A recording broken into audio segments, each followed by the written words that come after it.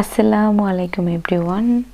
দেখুন কত সুন্দর একটি নেক ডিজাইন করেছি। আমি এই নেক ডিজাইনটি খুবই ইজি ওয়েতে মেক করেছি, সেজন্য আপনারা সম্পূর্ণ ভিডিওটি যদি আপনারা দেখেন তাহলে আপনারা আইডিয়া পেয়ে যাবেন কিভাবে আমি এই নেক ডিজাইনটি তৈরি করি। আমি এই নেক ডিজাইনটি খুবই কম বাজেটে এবং খুবই ইজি ওয়েতে মেক করেছি। চিকন গোটা পাত্তি লেস দিয়ে এই নেক ডিজাইনটি তৈরি করেছি এবং সাইড দিয়ে যে লেসটি আমি অ্যাডজাস্ট করেছি তার সাথে যে পুঁতিগুলো ছিল বা চমকি ছিল সেগুলো কিন্তু আমি মিডলে অ্যাডজাস্ট করে দিয়েছি। খুবই ইজি ওয়েতে এবং কম বাজেটে তৈরি করে নিতে পারেন গোটা পাত্তি লেস দিয়ে ডিজাইনার ড্রেসের নেক ডিজাইন।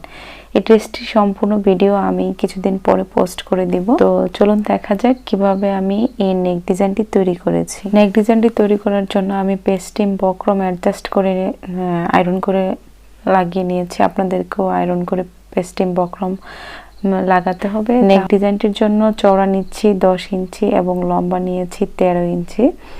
তো এভাবে নেওয়ার পর আমি জাস্ট একটি স্কেল দিয়ে এভাবে কোনিক সাইড থেকে স্কেলের চওড়া যতটুকু সেই পরিমাণে আমি মার্ক করে নিচ্ছি প্রত্যেকটা এক কোনিক সাইড থেকে।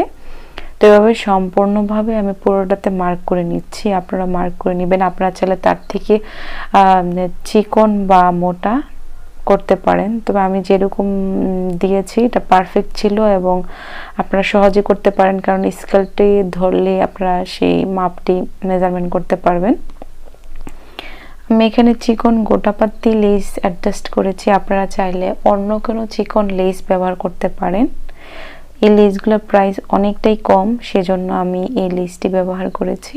তো এক সাইড করে নিয়েছি, এভাবে দাগ দিয়ে নেওয়ার পর আবার অন্য একটি সাইডে অপর সাইডে একটি কোনিক সাইড করে তো এভাবে নিয়ে নিচ্ছি যাতে করে বক্স আকৃতির লেস ডিজাইনটি হয়। ঠিক আছে, আমি আপনাদেরকে বুঝিয়ে বলছি।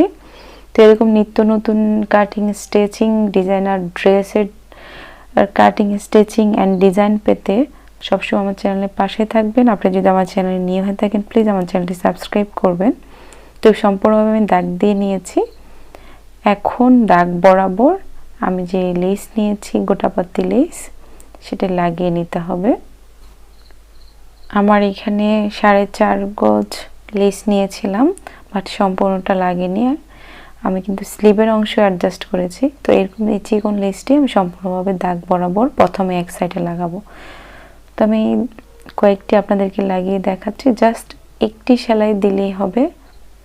সেলাইটি হতে হবে মিডলে। আমি ঠিক মিডল বরাবর সেলাইটি দিয়ে নিয়েছি।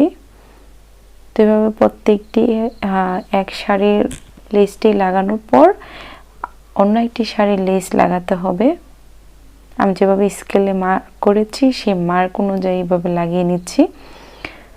এভাবে লাগানোর পর আরেকটি যখন লাগাবো তখন কিন্তু বক্স আকৃতির হয়ে যাবে, দেখতে অনেক বেশি সুন্দর হবে। আপনারা চাইলে এক স্টেপও রাখতে পারেন। তো আমি সম্পূর্ণভাবে 1 স্টেপ কমপ্লিট করে ফেলেছি। এখন এভাবে সেম এটার উপরে সেলাই করে লেসগুলো লাগিয়ে নিতে। দেখুন কত সুন্দর হয়েছে। তো আপনারা চাইলে এই ডিজাইনগুলো করে সালোয়ারের ডিজাইন, স্লিভের ডিজাইন করতে পারেন। তারপরে মাঝখানে বাজ দিয়ে আমি নিয়েছি যাতে মার্ক করে নিতে পারি মিডল সাইড। এক কোণা সাইড থেকে 2.5 ইঞ্চি মার্ক করে নিচ্ছি, কারণ আপনারা দেখেছেন আমার নেক ডিজাইনটি একটু রাউন্ড আকৃতির ছিল। আপনারা চাইলে স্কোয়ার আকৃতির রাখতে পারেন। কোনিক সাইড থেকে 2.5 ইঞ্চি নেওয়ার পর এটা কিন্তু মার্ক করে নিয়েছি। এখন অনেকটাই সুন্দর একদম রাউন্ড আকৃতির হয়ে গিয়েছে। তারপর মিডল সাইড মার্ক করে নিচ্ছি যাতে নেক ডিজাইনটি একদম মিডলে অ্যাডজাস্ট করতে পারি।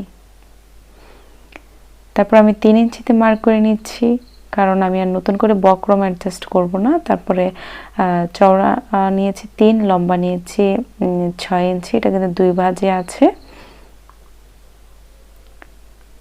তারপর আবার রাউন্ড নেক করে নিচ্ছি। আপনারা চাইলে পান গলা বা হার্ট শেপ যে কোনো স্টাইলের নেক ডিজাইন করতে পারেন, তবে ডিজাইন গলার জন্য রাউন্ড নেকটি সবচেয়ে বেশি পারফেক্ট হয়। কেটে নিয়েছি এবং হালকা করে আমি মার্ক করে এটাও কেটে নিচ্ছি যাতে আমি সুন্দর করে অ্যাডজাস্ট করতে পারি।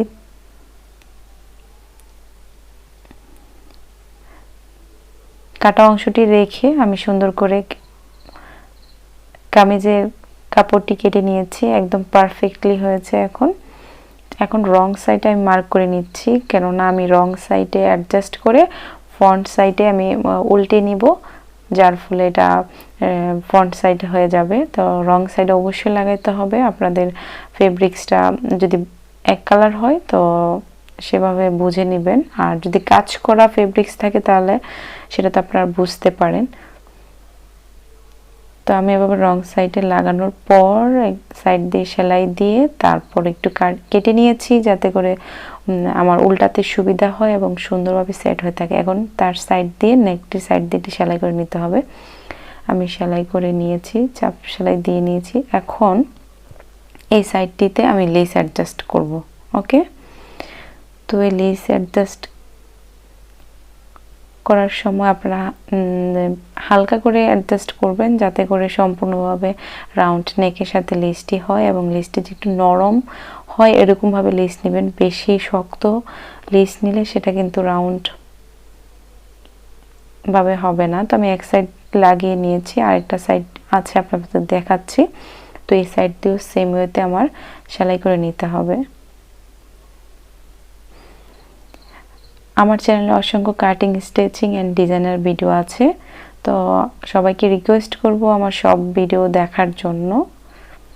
তো এভাবে আমি লাগিয়ে নিয়েছি। এখন কি করব, আমার এক্সট্রা যে লেস ছিল, একটুখানি লেস ছিল, তো আইডিয়া করলাম আমি প্রথমে যেটা সাইড দিয়ে যে চমকিগুলো আছে সেগুলোকে উঠিয়ে লাগালে কেমন হবে। তারপর দেখলাম যে খুবই ভালো লাগছিল, একটু অন্যরকম, এবার দেখতে অনেক বেশি গর্জিয়াস।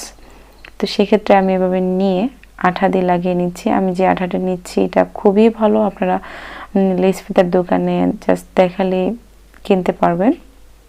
তো আমি আঠাগুলো লাগানোর পর একটু অপেক্ষা করতে হবে 10 সেকেন্ড 15 সেকেন্ড, তারপর আপনারা এভাবে লাগিয়ে নেবেন। আমার কিন্তু এখানে যে চমকিগুলো ছিল, একটা ছোট একটা বড়, তো আমি এভাবে লাগিয়ে নিয়েছি। একটাতে প্রথমে ছোট দিয়েছি, তারপর একটা বড় দিয়েছি। এভাবে সম্পূর্ণভাবে লাগানোর পর দেখুন কত সুন্দর হয়েছে। তো সবাই ভালো থাকবেন, আল্লাহ হাফেজ। ভিডিওটি ভালো লাগলে অবশ্যই লাইক, কমেন্টস এন্ড শেয়ার করবেন, আর আপনি যদি নিউ হয়ে থাকেন প্লিজ আমার চ্যানেলটি সাবস্ক্রাইব করবেন। By the sounds I'm breathing in, hold tight.